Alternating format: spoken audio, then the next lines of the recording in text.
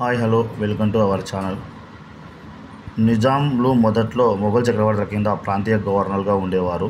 నిజాం రాజ్యం అనేటువంటిది 1524 సంవత్సరంలో ఏర్పాటైంది. దీన్ని నిజాం నవాబు అయినటువంటి నిజాం ఉల్ ముల్క్ అనేటువంటి ఆయన ఏర్పాటు చేయడం జరిగింది. ఇది నిజాం రాజులు మొదట్లో మొఘల్ చక్రవర్తుల కింద ప్రాంతీయ గవర్నర్గా ఉండేవారు. వంశపార్యపరంగా కొనసాగగా జాగీర్దారులు చిన్న సంస్థానాలు సామంతరాజుల సహాయంతో పరిపాలన సాగించారు. రాజ్యంలో మిగిలిన ప్రాంతాన్ని దొరల సహాయంతో నిజాం నేరుగా పరిపాలించారు. రాజులు వారి వంశస్థులు అన్ని వనరులు నియంత్రిస్తూ ఇష్టం వచ్చినట్టు పరిపాలించే పాత వ్యవస్థని కొనసాగించాలని నిజాంకు ఉండేది. అంటే రాజరిక పరిపాలన. స్థానిక సంస్థలు కానీ శాసనసభలు వంటి కానీ ప్రజాస్వామిక వ్యవస్థలు వారు అనుమతించలేదు. కాంగ్రెస్ నేతృత్వంలోని జాతీయోద్యమమును అంటే భారతదేశంలో ఏర్పడినటువంటి జాతీయోద్యమాన్ని 7వ నిజాం మీర్ ఉస్మాన్ అలీ ఖాన్ వ్యతిరేకించాడు.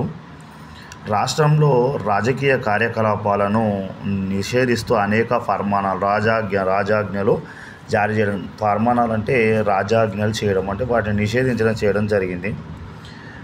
పోలీస్ మరియు నిఘా వ్యవస్థను ఏర్పరిచి ప్రజలను నిరంతరం దగ్గరగా పరిశీలించేటువంటి వారు. తర్వాత మిగతా క్లాస్లో కలుసుకుందాం.